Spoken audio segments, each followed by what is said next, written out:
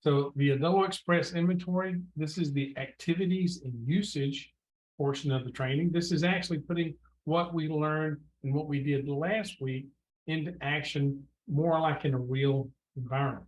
I certainly hope you were able to take the time to do the homework from that first training, and that will, if you were able to do it, that's going to help you in your understanding with regard to today's training, when we actually put what we learned last week into action, into a real world scenario. So I want to go over some things from last week, some key points that I want to make sure that you got. First up, most of your customers are going to ask for inventory. Very few will use it. Even fewer will do it right. So it's not something that's well used. It is something that's always asked for. And you need to be able to say that, yes, we have it. So yes, it is included with the Aldelo Express app. Do not set this up for free. Do not train on this for free. This will become a pretty intense when it comes to training. I recommend that you charge a minimum of $500 a day and a minimum of 3 days to do the training. So don't get yourself backed into a corner where you're giving this away for free. Just don't do it. Keep with the simple recipes in the beginning. Maybe just track the main items, such as maybe the proteins, meats, and cheeses. And then also, if you're doing a hamburger, just do the bun, the meat, the cheese, a bacon cheeseburger, do all that and add the bacon. Don't get into the intricacies of the slices of tomatoes and ounces of lettuce and mustard and ketchup and all those things. If they want to move into there later, fine. Just start them off with the basics and then let them grow into it as they move along. Is it worth it? Well, absolutely. The National Restaurant Association says that the proper use of an inventory program will reduce food costs by 2%. That can rack up some pretty significant numbers depending on the volume of the restaurant. 2% is a good number to shoot for. So this is a very justifiable situation, justifiable module. Something that came up last week that I want to make sure we're clear on, that the Aldelo Express inventory module is not the Aldelo POS inventory module. We took what we learned from the Aldelo POS and then added upon it, made some modifications and changes. I know that the temptation is there to say, well, I know this module and let's see how it compares. The temptation's there, and I understand it, but you need to understand that we did not base this module and the way it operates to emulate what was there. We took a new approach. An ingredient is an ingredient. A recipe is a recipe, and that's about the only thing that's similar. Everything else we've kind of added on, made better, improved upon. So don't sit there and say, well, we used to do it this way. No, this is how we do it now. So let's get into the basics. To access inventory module, you're going to touch the ellipsis button. On my screen, the inventory is on the bottom right. It depends on what other modules and the security you have in here activated, but that's where it was located on mine. It's somewhere close to there on yours, I'm sure. So when you get into inventory, the default is the setup mode. That's where you put in your basic groups, locations. You're going to put in your vendors, units of measure, ingredients, and recipes. That's what we did last week. That's where it defaults. To move over now to the actual usage, you're going to touch the button, the setup button, and it will then change over to be the activities. That's what it's called, activities. So it does change the view, and it gives you a whole new set of buttons. Once you get there, you're going to have a shopping list, will be the first thing. Then the next item will be the POs and the receiving of inventory. Then we're going to get into the actual count, the transfers in, the transfers out, and within your source. So there's two kinds of transfers. We'll get into that in a minute. Batch production, This is taking the batch recipe that you built in the setup file and now using it to create a batch of product. And then finally is the forecast button. So let's talk about first up, shopping list. This is all the ingredients within the inventory module. These are the raw basic ingredients. Items that are needed to be reordered will have a quantity shown in red. They're easily picked up when you get into this portion of the module. You can use a search and look for a particular item if you want to search that out. And you also can list the items by vendor so that you can see by vendor what is needing to be reordered. In the PO and receiving, you have the ability there to sort by open purchase orders, submitted purchase orders, or received. In this picture here, I'm showing you the received POs. They're in green. Bottom right-hand corner of the screen, that's your legend. So blue is open, yellow is submitted, and green are the ones that have been received. You can sort these by vendor, and you can sort them by date, or if you have the PO, you can sort them by PO number. Next up is the count. This is actually counting the inventory that you have on hand. So you can sort this by location. These are the locations that we put in last week. In this case, I've got grill, fridge, dry storage, and cooler. But wherever you are holding inventory, you can then count that by that location. That's why the locations were so important last week. You can count all inventory. There is an option for that as well. And yes, this count is entered in on the iPad. So think about if you have an iPad that's not your point of sale iPad, that you then take that particular iPad, make it a manager device, and take that device into the cooler, take it over to the dry storage, and actually enter the counts directly onto the iPad. So yes, you do have the ability to do mobile counts. This is something that a lot of inventory packages do not do. Some of those packages will print the count sheet, and you have to physically take that count sheet on the clipboard and go do those counts. Well, that's double the effort. Think about it. You're having to print, then go count, then go enter. In this case, take an iPad, go do your counts, and it's much faster that way than having to double count. They'll count it once, enter it again. You don't have that situation with us. You count it, enter it on the iPad. Next button is transfer. Two kinds of transfers here. You can do the same store. And you go, well, why would you transfer within the store? Well, you can transfer from one counting location to another. So let's talk about maybe beer in this case. So you have beer that's stored in the cooler, but you can't really serve it from there. You're going to serve it from the beer cooler at the bar, a chest cooler underneath the bar. So you're going to take inventory from the cooler and transfer it to the beer cooler at the bar. Or you're going to take hamburger patties out of the cooler in the back and put them at the refrigerator next to the grill. So you're going to have inventory, same item, multiple locations. And this is a good way of tracking that transfer of inventory from one storage location to the other so that you're better able to control and count your inventory.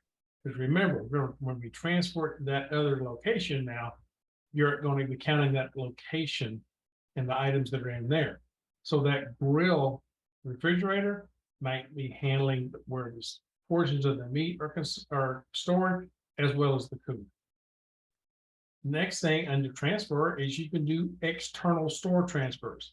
Now these stores must be in the same chain. And you set up that chain in the back office so that you would have a chain of your locations or chain of restaurants. So you can transfer from one location to the other. This is very common with multiple stores, very common. You must have active inventory in both locations. So if I'm going to transfer hamburger patties from my location to store number two needs to have the same inventory item with the same barcode number. I'll show you that here in a minute in the setup, but you have to have the same number in both locations as the identifying link between the two. So yes, you have that ability to transfer from one store to the other. Next up is batch production. This is taking the batch recipe that you created last week and are now able to produce that batch when you are low on that particular item. So details, when you click on the details of this, will show you what items are going to come out of inventory. So if you're going to create, in our case today, we created spaghetti. You're going to take out the cans of tomato sauce. You're going to take out onions and garlic and spices to go along with that. All those items are decremented from your raw inventory, and then that then creates spaghetti sauce, which is then incremented into your inventory. Don't get too wound up. I'll show you how to do that in a minute. You switch the slide where that red slide there, you're going to switch it to perform the batch, and then you're going to perform the batch. So there's a slide switch at the top. You slide it to say, I'm about to do it. And then you touch the bottom, the green button at the bottom to say, yeah, I'm doing it. So there's a safety net there. You also can reverse one. So we give you two options there to make sure you want to do it. You say, I'm going to do it, and then you're sure you want to do it. But if you still did it and it wasn't right, there is a way to reverse that and put those items back into inventory. And you do have the option to print a batch label. This would then let the put a sticker on the side to say this is when this batch was produced, a date, and that's for inventory control purposes. And then there's forecasting. Now this forecasting, it will display the forecast in 30-minute increments, and it is sorted by group. So the group would be proteins versus dry goods versus soups, maybe. So you have different groups that you can then sort this forecast by. It does show the current stock and the forecast usage. So here, that's the description of all the buttons. Before we get into the live demonstration of this, I want to let you know that you do have some homework out of this one as well. And that homework is sell items that you were able to link a recipe to. Sell those items so that you can see the decrements of the inventory as well as the forecast. So do that at different times of the day so that you have a forecast for each of those individual periods. So sell, link those recipes. Sell those items you have linked recipes. And then go to the activities tab and then walk through each of those steps. Now we're going to do it here, but I want you to do it on your own as well so that you can get a feel for and get comfortable with the process so that you can teach that later on.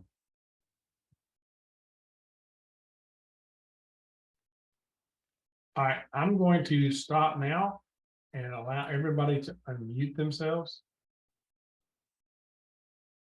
so that you can ask questions. I've been watching the chat. It's been flowing a lot. Jeff, what have we not covered yet? Actually, we've covered quite a bit, but we do have a lot of questions about, can you move inventory, from one location to another inside the store, which absolutely you can. That's how this works. So if you want to move things from one bar location to another bar location, if they want to micromanage their inventory that way, yes, they can do it. I will be the first one to tell you that's micromanaging on an expert level and requires somebody to sit there and do all that. If that's what they want to do, hey, yes, they can do it with this. We have it, can they interface with liquor scales and flow meters? That is actually done through third-party integrations. There are pour control systems that we do integrate with for that. So Pour Controls is literally the name of the company. They are on our website with information, so I suggest go look that up if you're interested. And then some information just about hardware options? What kind of hardware and stuff can people use? I would like to just remind everybody, we do have the hardware posted on our website. Everything that's been tested and that our teams can help you understand is posted to our website.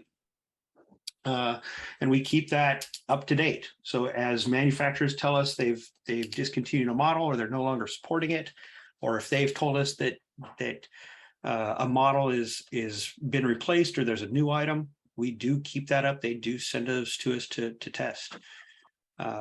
So it is there. All right, anything else, guys? Any questions we have so far before I show you the live software? We're going to be using my coffee database for the transactions and the processing at this point. So let's go ahead and enter in. I'm going to touch the ellipsis button and the inventory. Now this is from last week. You're going to see we still have everything we did last week, plus a few other things that I did. I've added some items here, and then I added spaghetti sauce, noodles, garlic, whole onions, tomato sauce. Those 5 items were added during my prep this week, as well as a batch inventory for spaghetti sauce. And in that, I have the 3 items that are going to be depleted when I make this batch, which are tomato sauce, onions, and garlic. And then the one that is accumulated or created from this batch, which is the spaghetti sauce. So when you do a batch, you're going to take out of inventory the raw ingredients and put back into inventory the completed production of that item now.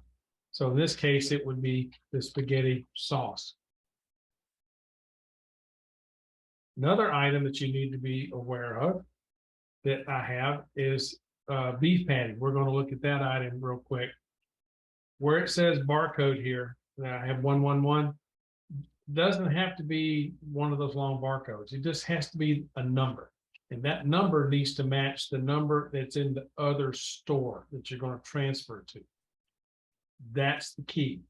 So as you have store 1 is going to transfer an item to store 2, they both have to have that same barcode. Just bear that in mind. That's the really only hiccup you have. So now I'm going to go up to the top right and touch setup. Now that then changes over to my shopping list or in my activities. So down the left, you have shopping list, PO and receive, count, transfer, batch production, and forecast. What it's defaulting to is a shopping list. This tells me now this is all vendors and all my ingredients. You'll see the ones there in red, which are spaghetti noodle, garlic, and whole onion, tomato sauce, sandwich bun. Those are the ones that are in red. Those are the ones that need to be reordered. I could also sort this by vendor. So now these are now the vendor Cisco. These are the items for that vendor that need to be reordered. This then will allow you then to not send an item for reorder to a vendor that doesn't carry that item. So in this case, I've got these 4 items that need to be purchased. By touching the item, I've got a green check that says I am going to reorder those. Once I'm to that point, I hit the create PO down at the bottom. Now here's my purchase order for this vendor. We had a question last week about pricing. Could you then compare pricing to other vendors? You can. On the right-hand side where it says unit cost, you touch that and you will be given the prior cost from vendors that you have purchased from before. So if you wish to then change to a different vendor, you can do that. In this case, I'm going to leave it with Cisco, but yes, you do have prior purchases that are noted here. If everything looks good, what I've done now is the quantity ordered has gone back up to my par level that I previously entered into my item when I created that item. So you do have a par level that you entered in there manually. Now I'm purchasing back to that par level by this purchase order. Costs are on the side there. Once I save it, then you have a total cost on the bottom right corner showing all the ingredients that you're going to purchase from Cisco on this purchase order. And now it created a purchase order number, which is number 88. I have the option then to submit this at this point, or I can just save it and submit it later. That is, I don't have to do it right now. I'm going to go ahead and submit it. This is the email that I have for this vendor. And I'm going to hit submit. And that's going to then send that email to that vendor. Let's go ahead now and say we're going to receive it. So I can receive and show the submitted vendor POs. The legend that's in the bottom right says that color is now a submitted purchase order. If I'm ready to receive that, now this is days later, I'm ready to receive. I touch that, and here is the purchase order. Now, where under the quantity received, you actually enter the actual quantity. If you got 23, that's great. If you did not, then you touch that and enter the one amount you did receive. And what that's going to do is that's going to alter the total invoice on the bottom right. If you received everything, that's fine. Just hit save and then receive. And now that inventory has gone into the ingredient inventory for each of those items. The cost has been updated. And you can now look at all the invoices that you have received. Next up is counting. You have the ability to count by location. So in this case, if you went to the grill refrigerator and you had then to count the actual patties that are in there. You touch the count area, you put in the amount of patties that are there. You see that there's actually 18 when it's expected to be 20. So what is the adjustment reason?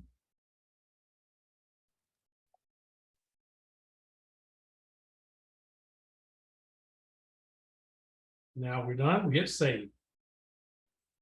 So now that 18 has now adjusted the inventory in the grill fridge to take it from a count of 20 down to 18. And now 18 is my starting count for the next inventory period, whatever that period is, if it's daily, weekly, whatever. But that then becomes the starting count for the next inventory period. You do the same thing for every area of the restaurant. The locations are going to make it easy to sort that and then just find that product. Now remember, you can do this down to the shelf or to the rack. You can make those locations very, very specific if you wish. They do not have to be so generic and broad like I have them here.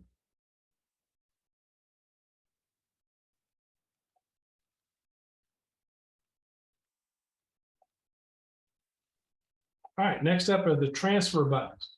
This transfer has two ways to do it: store transfer, as in within the store, and external store. Let's do same store. So we're going to take, let's see, patties that we have here. These are the beef patties, and you'll notice the location is the cooler. I can select those and set the transfer information. So I'm going to transfer from the cooler to grill fridge, and I'm going to transfer 5. Once I hit transfer, I confirm it, and now that inventory has been taken out of the cooler and put into the fridge by the grill. That same store transfer. Now you have two places to count patties. You have the cooler and the grill fridge, but they're separated into the count area for you then to go do that. That same store transfer. You're going to do that for beer. You're going to do that for the night prep stuff that you're going to prep for your meals. You're going to have that prep stand there. So you're going to take things out of the cooler and put into the prep station. That's what that same store transfer is about. Same recommendation as I did before about recipes. Let them start with the high level stuff until they get that down and get comfortable with that. And then they can start transferring the individual products with the lettuce and tomatoes and the mustard and that stuff. Start them off with the high level, then go from there. Next up is same store transfer. Touch that, and now you have external store transfer. So I've got Jerry's Cafe, which is another store in my chain. So all the stores that are in the chain are going to be shown here.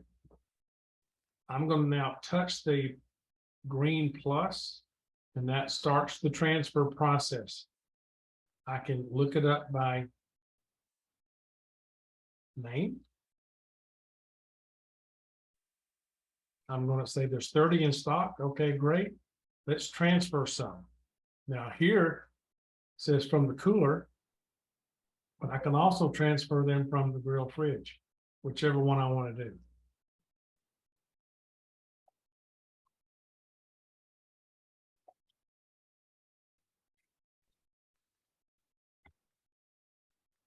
Then I'm ready. I hit the transfer button. It's now successfully transferred, and it's showing here as a pending transfer. I have to now go to the other store, Jerry's Cafe, and I then go to the purchase order received. I have a pending transfer at that location. So I now have to receive that inventory. I received all 10 patties. Those are now received. And here now you see it's completed. That's how easy it is to transfer from one store to the next. I'm telling you, this will come up. You have got to know this.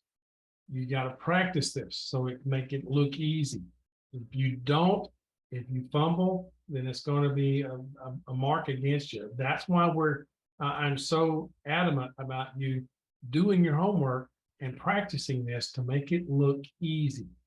You've got to do that. All right, next up would be your batch production. I showed you the batch recipe I have for spaghetti sauce. This top right, you can toggle this to, these are the previous batches that I've already done. This is historical lookup. And these are the batches that I can perform in my system. So a batch not only would be spaghetti sauce, but you can do other soups and chilies and things that you can create those sauces. We even did guacamole in one of our testing recipes. So whatever type of recipe you have that takes individual ingredients, puts them together, and then creates a new ingredient, that's what we're doing with the batch. So let's go ahead and I'm going to slide the do not perform over to perform. If I want to look at the details of what's going to happen, this is what's going to take place. I'm going to take out 3 ingredients and add back 1. I'm going to take out tomato sauce, onions, and garlic, and I'm going to create a spaghetti sauce item from that. So I've got my slide switch is to perform. I'm going to perform that batch. And there we go. Now that recipe has now been created, and that has now been added to my spaghetti sauce inventory item. And now as I sell spaghetti, that's going to decrement, I think it's 1 cup every time I sell a plate of spaghetti. It's going to take 1 cup out of that 2-gallon batch that I just made. And as that goes down, it will then come to a point where it's going to trigger a red quantity for me to then go in and know that I need to create more spaghetti sauce. You also have the option there to print a label that shows when that was done. And finally, the forecast. This is based upon sales by 30-minute blocks of time. I've also, you have everywhere, so you see batch sauces and soups. This allows us to then choose what group that we want to look at as far as forecasting goes. Then you choose the time that you want to look at.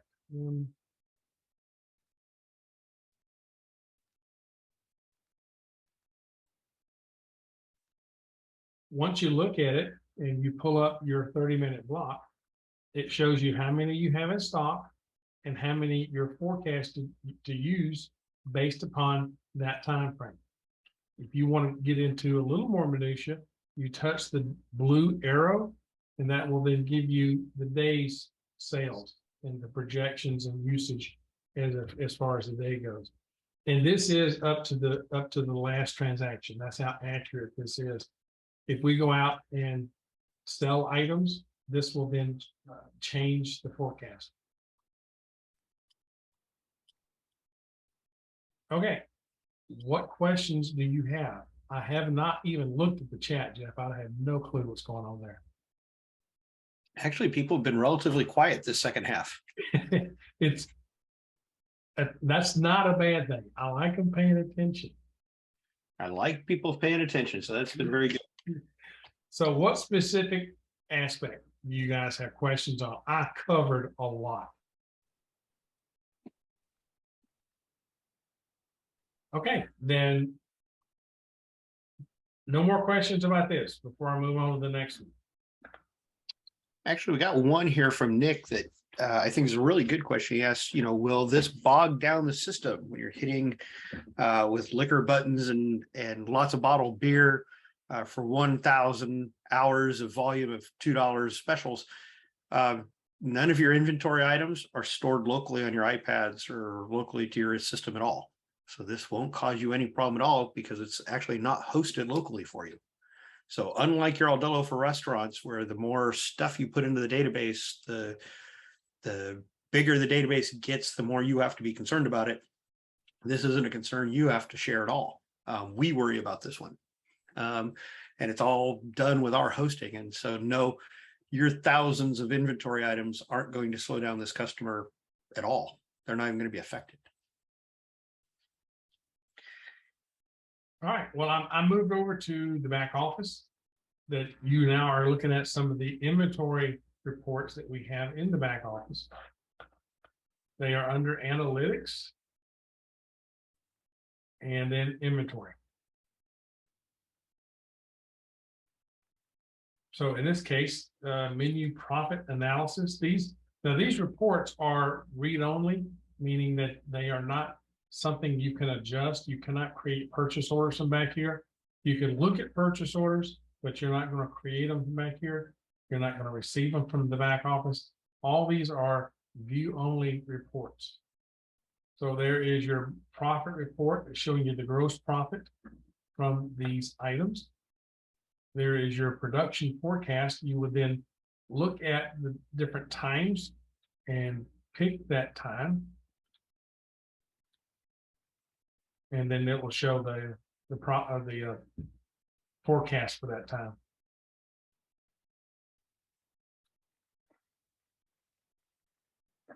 Then you have your shopping list. These are the items that are below their reorder points. Purchase orders that were outstanding, and then you have all these that are received. You can view them. Physical count discrepancies. Now, you saw me do a count of the grill fridge where there was 20 expected, 18 were entered, and discrepancy, the details then would show the exact items that were there, and the adjustment reason was just they were just missing.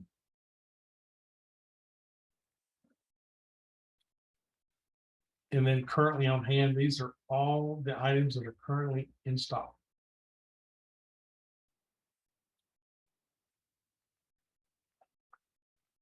Something else that you can do from back here is in the settings area, store config, POS config,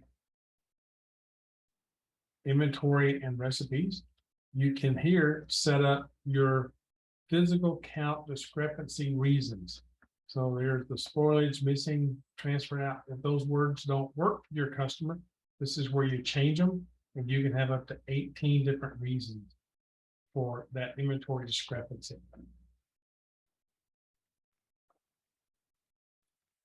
All right, Jeff, that is the end of what I was going to show today. Do you have any questions that we need to address here?